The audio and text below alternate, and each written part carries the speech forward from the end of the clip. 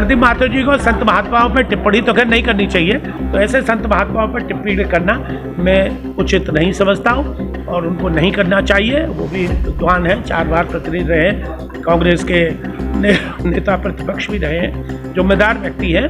अब वो भावावश मैं समझता हूँ कुछ ऐसा उत्तेजना में कह गए होंगे, मैं उन्हें नसीहत दूंगा कि भविष्य में इसकी पुनरावृत्ति न करें। जैसा कि बांके बिहारी कॉरिडोर को लेकर के गोस्वामी समाज का विरोध प्रदर्शन कर रहा है जी, कल उन्होंने एक इंटरव्यू में प्रदीप माथुर के कुछ महंतों पर और कुछ मठाधीशों पर टिप्पणी की अभद्र व्यवहार, तो इसको लेकर क्या कुछ कहेंगे? देखिए, जनहित में बहुत से कठोर निर्णय लेने पड़ते हैं, सरकार को भी और व्यक्तियों को भी। तो अब ये कॉरिडोर की बात बहुत दिनों से चल रही थी, लेकिन विरोध इसका हो रहा था। लेकिन हमारे संविधान में सबसे बड़ा उच्च न्यायालय है, उच्चतम न्यायालय। लोकल कोर्टें तो हैं ही हैं, जिला न्यायालय, उसके बाद हाई कोर्ट है, फिर सुप्रीम कोर्ट है। तो जो भी डायरेक्शन आए हैं अब सुप्रीम कोर्ट से आए हैं। अब सुप्रीम कोर्ट को चैलेंज करने के लिए कौन से कोर्ट में जाना पड़ेगा इसकी जानकारी मुझे नहीं है। एक वर्ल्ड कोर्ट और होता है जो हेग में है, नीदरलैंड में, तो वहाँ अगर जाएं और वहाँ से कोई रिलीफ मिल जाए तो मैं कह नहीं सकता। लेकिन चूंकि जनहित का कार्य है, वो कोरोना के बाद मैं देख रहा हूँ कि बहुत ज़्यादा क्राउड बढ़ा है धार्मिक स्थल। यही नहीं, शाम खाटू को मैं आज से 10 साल पहले गया था, कोई 150 आदमी हुआ करते थे। वो कुछ लोगों को पीड़ा है क्योंकि वर्षों से उनकी कई पीढ़ियां गुजर गईं, गोस्वामियों की या वहाँ के नागरिकों की या वहाँ के व्यवसाय करने वालों की कई पीढ़ियां। मैं सोचता हूँ 100 वर्ष भी हो गए। अब कहते तो हरदास जी से अपना संबंध बता रहे हैं, तो पीड़ा होना एक स्वाभाविक बात है। लेकिन हमको उसका निर्णय अब सुप्रीम कोर्ट के आदेशों के अनुसार कॉरिडोर बन रहा है, सरकार ने उसके लिए पैसा भी अलॉट कर दिया है।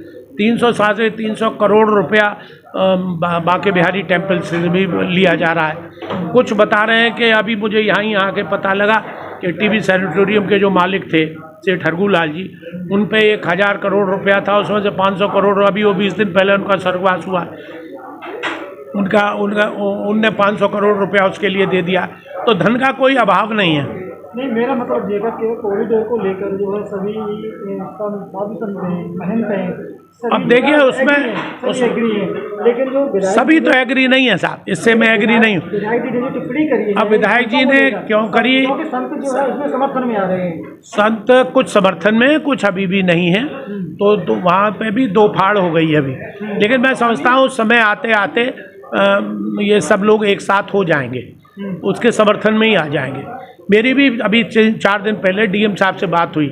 मैंने डीएम साहब से कहा था मुझ पर बड़ा दबाव पड़ रहा है, आप लोग इसका सोच समझ के निर्णय लीजिएगा। तो उनने बेचारों ने पूरी फाइल मुझे दिखाई, खोल के नक्शा दिखाया, अलॉटमेंट लेटर दिखाया, वो मतलब सब लोगों को छोड़ के करीब आध घंटे 40 मिनट पड़तपाल भी बैठे थे वहाँ, राजकुमार वो किसान यूनियन के वो भी बैठे थे, उनके सबके सामने उन्होंने पोथा पूरा खोल के मुझे दिखाया और मुझे समझाने की कोशिश की कि आप इसका विरोध न करें। तो देखिए, हमारा विरोध इस बात का नहीं है। कुमार साहब, आप विरोध नहीं कर रहे हैं, है ना, आपकी पार्टी विरोध नहीं कर रही, तो प्रदीप माथुर जी विरोध कर रहे हैं। और अब प्रदीप माथुर जी बेचारे, बात ये चुनाव 2 हार गए हैं, तो उनकी पीड़ा और कुंठा स्वाभाविक है। तो अपने को पुनर्जीवित करने के लिए मथुरा में राजनीतिक लोगों को कोई मुद्दे तो चाहिए कि नहीं चाहिए।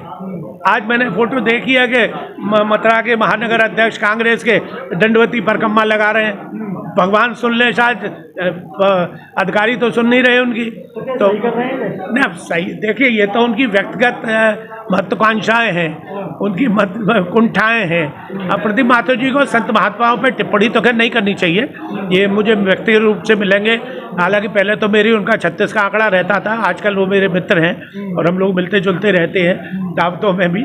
लेकिन मैं उन्हें समझाऊंगा कि संत महात्मा तटीय स्थान, देखिए एक ऐसी जगह है ब्रज में जहाँ आज भी लाइट नहीं जलती है, दिए और मोमबत्ती से ही काम चलता है। मैं भी दक्षिण भारत गया था, तो वहाँ पर भी जितने पद्मनाभ टेम्पल है वहाँ दिए जलते हैं, बिजली नहीं लगती, बिजली नहीं जलती। गुरुवायु का टेम्पल है कोचीन से 90 किलोमीटर, 1.25 लाख दिए रोज जलते हैं शाम को, उससे रोशनी होती है। तो एक भाव है, आज भी तटीय स्थान पर लाइट नहीं है। बालू में लोट पोट के वहाँ बैठ कर वहीं भजन करते, कीर्तन करते, भगवान का ध्यान करते। तो ऐसे संत महात्माओं पर टिप्पणी करना मैं उचित नहीं समझता हूँ और उनको नहीं करना चाहिए। वो भी विद्वान हैं, 4 बार प्रतिनिधि रहे, कांग्रेस के नेता प्रतिपक्ष भी रहे हैं, जिम्मेदार व्यक्ति हैं। अब वो भावावश मैं समझता हूँ कुछ ऐसा उत्तेजना में कह गए होंगे। मैं उन्हें नसीहत दूंगा कि भविष्य में इसकी पुनरावृत्ति न करें। मथुरा का पहला एस्थेटिक सेंटर जहां आप लोगों को मिलेगा proper hair transplant treatment, cosmetic surgery, फेनर, Botox, laser, tattoo removal, maxillofacial surgery, plastic surgery, dental implant surgery, वो भी स्पेशल डॉक्टर्स की टीम द्वारा, जिनमें शामिल हैं पीरियोप्लास्टिक एवं aesthetic surgeon doctor Ashish, plastic surgeon doctor Amit, maxillofacial surgeon doctor Priyanka, dental surgeon doctor Vinayak एवं doctor Pooja, dermatologist doctor Neethesh Prajapati, oral surgeon doctor Gaurav Tiwari, MN Dentomax, restore your natural beauty, near Pradeep medical, Maholi road, Mathura.